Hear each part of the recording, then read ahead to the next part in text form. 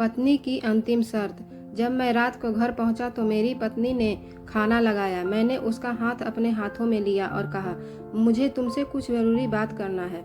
वो शांत बैठकर खाना खा रही थी। उसकी आंखों में कुछ दर्द सा साफ नजर आ रहा था।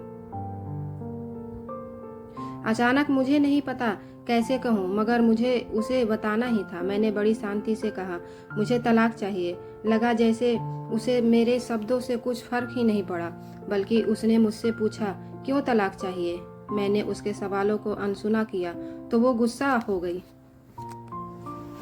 उसने चम्मच उठाकर फेंक दिया और जोर से चिल्लाई, तुम इंसान नहीं हो। उस रात हमने एक दूसरे से बात नहीं की। वो रो रही थी। मुझे पता था कि वो जानना चाहती थी कि आखिर ऐसा क्या हुआ जो हमारा रिश्ता टूटने की कगार पर आ गया था। पर मेरे लिए उसके सवालों का जवाब दे पाना नामुमकिन था। मैं अब किसी और से, प्रिया नाम था उसका, प्यार करने लगा हूँ। अब मुझे उससे प्यार नहीं रहा। मैंने उसे उसके बरसों के प्यार की सजा दी थी। भरे मन से मैंने तलाक के पेपर्स तैयार किए। उसमें लिखा था कि वह पूरा घर, कार और कंपनी 30% शेयर ले सकती है इस तलाक के बदले में। लेकिन उसने उन पेपर्स को देखा और उनके टुकड़े टुकड़े कर दिए। वो औरत जिसने मेरे साथ जीवन के 10 साल बिताए थे, वो आज मेरे लिए अनजान हो चुकी थी। मुझे इन 10 सालों का जो उसने मेरे लिए बर्बाद किए, मगर मैं क्या करूं? जो हो चुका था उसे मैं बदल नहीं सकता था, क्योंकि मैं किसी और से, अपनी पत्नी से भी ज्यादा प्यार करने लगा था। आखिरकार उसके सब्र का बांध टूट गया और वो फूट फूट कर मेरे सामने रोने लगी। मेरे लिए उसका रोना एक तरह से उसकी रिहाई की तरह था। तलाक की ये बात जो कई दिनों से मुझे परेशान कर रही थी, अब बिल्कुल साफ हो चुकी थी। अगले दिन मैं घर काफी लेट आया। मैंने देखा कि वो टेबल पर बैठकर कुछ लिख रही थी। मैंने शाम का खाना नहीं खाया था, लेकिन फिर भी मैं सीधे ऊपर जाकर अपने कमरे में सो गया, क्योंकि पूरा दिन प्रिया के साथ रहने और कई जगह घूमने के बाद मैं थक गया था। वो शायद रात को उसी टेबल पर लिखते लिखते सो गई थी। सुबह उसने तलाक देने की शर्तें बताईं। वो मुझसे कुछ भी लेना नहीं चाहती थी। उसे सिर्फ तलाक से पहले 1 महीने का समय चाहिए था। उसने आग्रह किया कि इस 1 महीने में हमें दोनों वही पुराना जीवन जिएंगे, क्योंकि आने वाले महीने में हमारे बेटे की परीक्षा है। वह नहीं चाहती थी कि हमारे टूटे रिश्ते का प्रभाव उसकी पढ़ाई पर पड़े। मुझे भी यह ठीक लगा, मगर वो कुछ और भी चाहती थी। जैसे शादी के दिन मैं उसे उठाकर अपने शयन कक्ष तक ले गया था, उसी तरह हर रोज 1 महीने तक मैं उसे शयन कक्ष से उठाकर मुख्य द्वार तक ले जाऊं। मुझे यह पागलपन लगा, मगर इन आखिरी दिनों का थोड़ा अच्छा बनाने के लिए मैंने उसकी यह शर्त स्वीकार कर ली। मैंने प्रिया को अपनी पत्नी की सभी शर्तें बता दी। वो हंसने लगी। उसे लगा मेरी पत्नी कितने भी तरीके अपना ले, तलाक तो होना तय है। मेरी पत्नी और मैं किसी से भी इस दौरान नहीं मिले थे, लेकिन उस दिन जब मैं उसे पहली बार उठाकर गेट तक लेकर गया तो हम दोनों काफी अजीब महसूस कर रहे थे। पीछे से हमारा बेटा भी खिलखिलाकर खुश हो रहा था। अगले दिन यह काम थोड़ा सामान्य और आसान हो गया। वह मेरे सीने से लगी थी और मैं उसकी खुशबू महसूस कर रहा था। ऐसा लगा जैसे कई दिनों बाद मुझे ये खुशबू मिल रही थी, या फिर कई दिनों से मैंने उसके होने का महसूस किया था।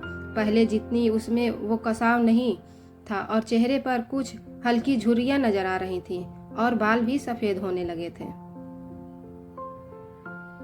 ये वही औरत थी जिसने अपने जीवन के 10 साल मुझे समर्पित किए थे। चौथे दिन जब मैंने उसे उठाया तो पूरी रोमांच लौटने लगी थी। 5वें और 6ठे दिन वो पुराना प्यार फिर जागने लगा। मैंने प्रिया को इस बारे में कुछ नहीं बताया था। अब उसे उठाना और आसान हो गया था। शायद हर रोज यह सब करने का मैं आदी हो गया था।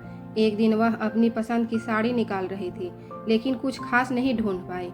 उसने सांस भरते हुए कहा कि उसके सारे कपड़े बड़े पड़ने लगे हैं।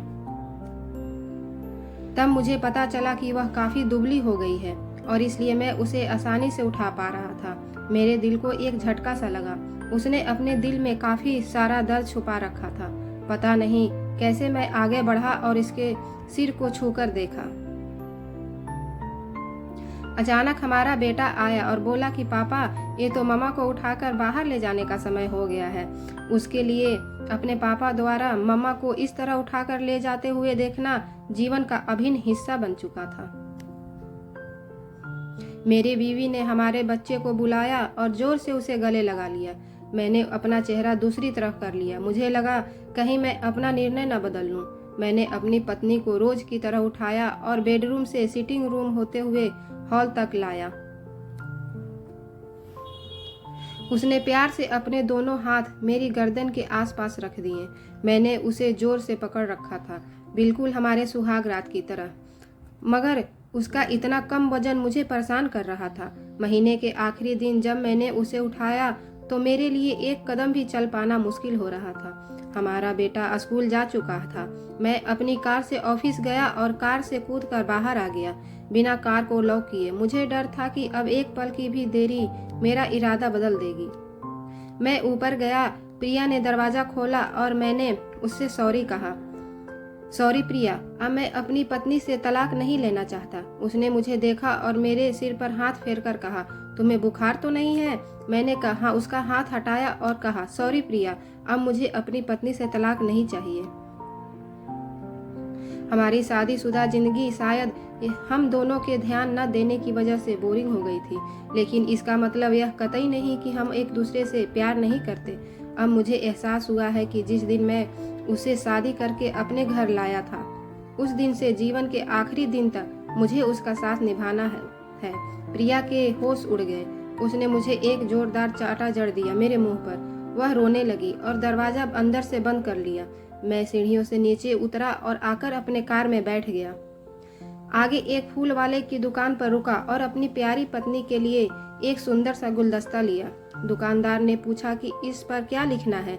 मैंने मुस्कुराते हुए कहा कि मैं तुम्हारे जीवन के आखिरी दिन तक यूं ही उठाता रहूंगा, मेरी अर्धांगिनी।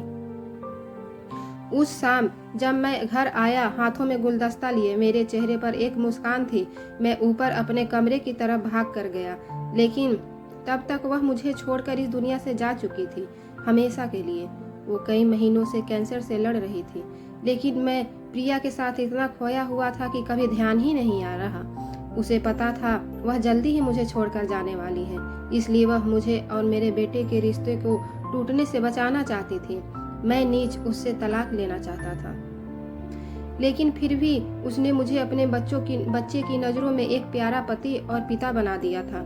जीवन की छोटी छोटी बातें रिश्तों में बहुत महत्व रखती है। बड़ा घर, बड़ी कार और बैंक बैलेंस एक खुशियाँ का हिस्सा जरूर बन सकते हैं, मगर अपनों के बिना इनकी कोई कीमत नहीं। वीडियो अच्छा लगे या स्टोरी अच्छा लगे तो प्लीज़ लाइक कर दीजिएगा।